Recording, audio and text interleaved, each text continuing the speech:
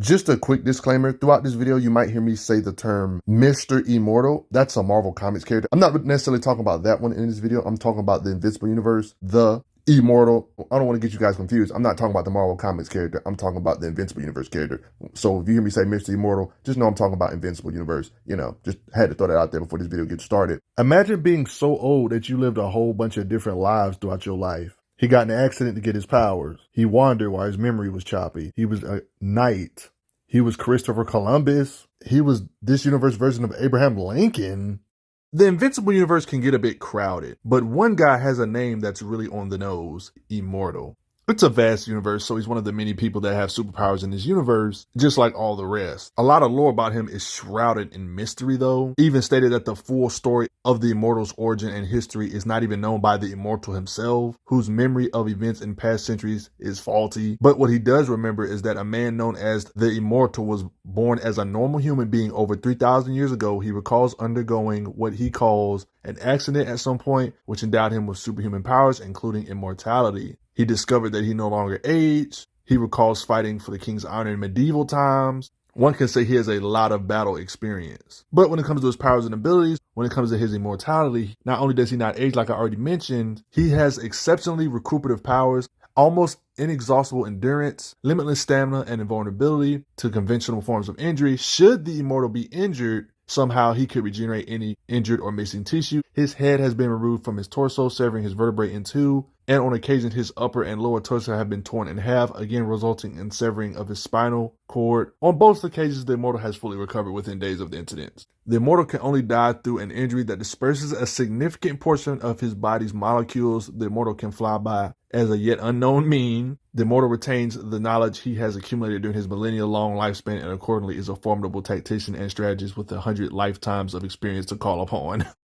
He's one of those tougher characters to rank because he's not necessarily up there with the top tiers like Thrag and Omni-Man. But just because you're not necessarily equal to Omni-Man doesn't necessarily mean you're like a weakling or nothing. You know, them beings are just ridiculously strong. He might be weak in comparison, but not weak overall, if that makes sense. I guess as a bare minimum, we can get like some base type of strength. I wouldn't say this is his limit, but we got a bare minimum. He can lift at least 25 tons. So yeah, he can easily lift up tanks. Certain tanks at least. Knowing that he can lift at least 25 tons, is it really shocking when you see him throw? Being so far, they go all the way into space. Different issues say his strength level, he can lift 50 tons, which further backs up he can definitely lift a tank at least.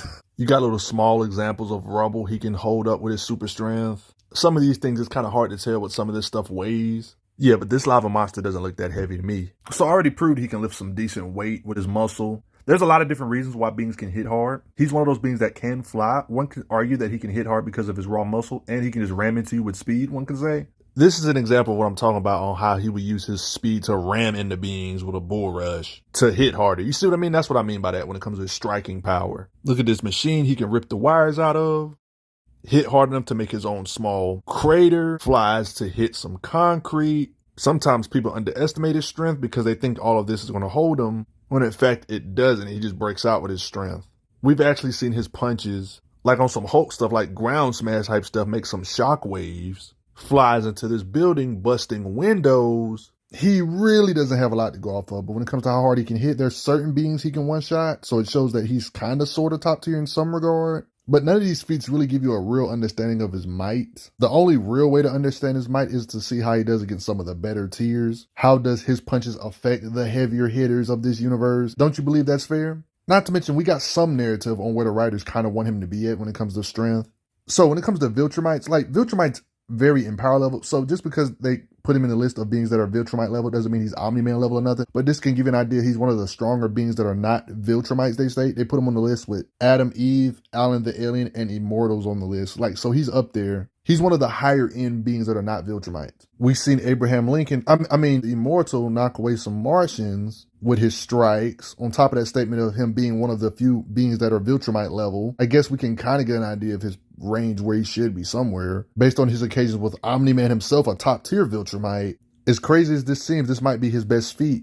Like, he's outclassed, but he was able to draw blood from Omni-Man. And usually when people hold back, you can't really hold back durability. So the fact that his punches are actually kind of sort of damage him a little bit, it shows that that guidebook has some truth. But yeah, he does get it eventually one-shotted though. But yeah, the fact he was able to draw blood from Omni-Man, that can give you somewhere of his ballpark. The news people thought that Mr. Immortal is evenly matched with Omni-Man. Poor news people. They don't really know better. And look at this occasion how, Invincible was, of course, holding back. He said he's just almost as strong as his father here. And they're having like a little sparring session here.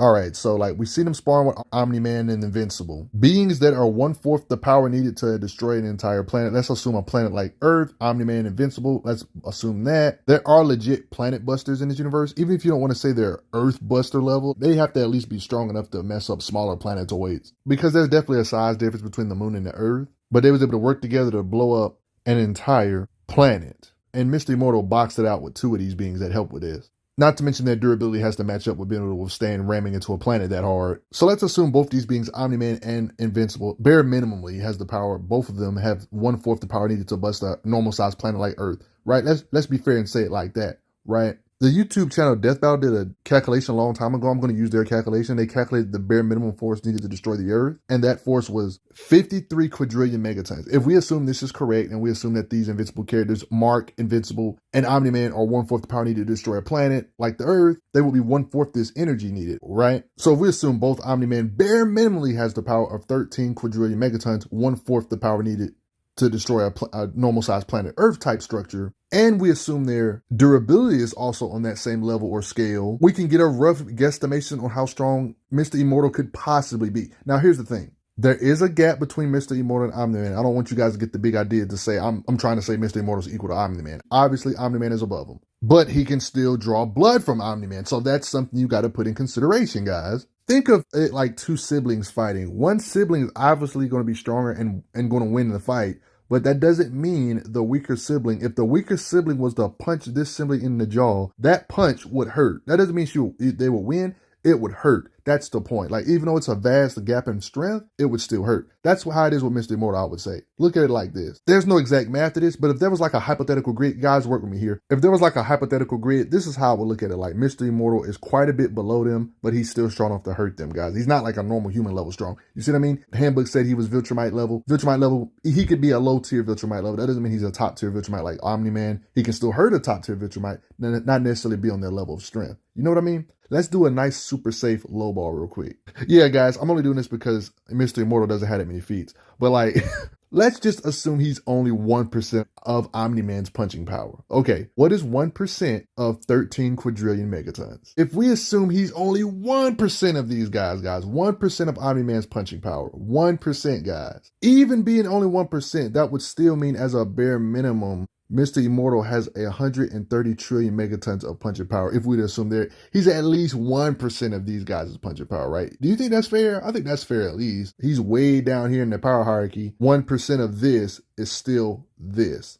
Isn't that fair? What do you guys think about this estimation, guesstimation? It's not really much to go off of, but just to put this in perspective, guys, beings like Omni-Man would still have enough power to tremble moon planetoid type structures, and even a bit above that. Same with Invincible. Even being 1/3 of this power to destroy a moon, like Omni-Man and Invincible can technically, even assuming he's 1% of their power, having the raw energy to produce 130 trillion megatons of force, that still would be enough to level continents, multiple continents, even being vastly below Omni-Man and Invincible, who are moon shatterers. He would still be able to at least level one large continent. Because think about it, 130 trillion megatons is basically the equivalent of 2 million of the largest nuclear bombs combined. Like, that's how hard he would technically still be able to hit. Even being a lower tier in this universe. That would imply his punches are millions of times stronger than the strongest nuclear bomb put together. Strikes to sink a continent. Not bad for somebody that barely has screen time. Or do you think I'm smoking? Do you think he can't hit with 130 trillion megatons of force? You think I'm on drugs? What do you guys think? Do you think he's 1,000 times weaker or hundreds of thousands of times weaker than Omni-Man and Invincible? I don't think he's 100,000 times weaker, guys. Like, I'm really lowballing him saying he's only 1% of their strength just to not overhype him, you know? Do you think he's 1,000 times weaker than Omni-Man and Invincible? Man, it just gets funny. This doesn't look like 1,000 times weaker than me. Like, he's definitely weaker by a lot, but I don't think 1,000 times weaker. You know what I mean? So I think 1%, assuming he's 1% of their strength at best, is definitely not an overhype. And despite all that, still being this much weaker, he still would have enough strength to sink a continent or two, you know? But one could say his pain tolerance, his endurance, and immortality is what he shines at. I mean, he's in magma. He seems to be unfazed. Arm gets tore off. He's talking about, I'll get a new one. He gets torn in half. All he needs to do is get reattached and he'll be as good as new. Even when his heart gets ripped out, he says, I'll have a heart in no time. Who do you know that can bounce back from this? But before I get going, never forget, even though he's way weaker than Omni-Man and Invincible, that still means he can still level an entire continent still. And also believes you should hit that like button, and I would also appreciate it a lot. And thanks for the donations. I'm glad you are enjoying your time on the channel. Make sure you check out the playlist on the channel to see other How Strong videos. If you like what this channel is offering, make sure you hit that subscribe button, and I will see you guys later.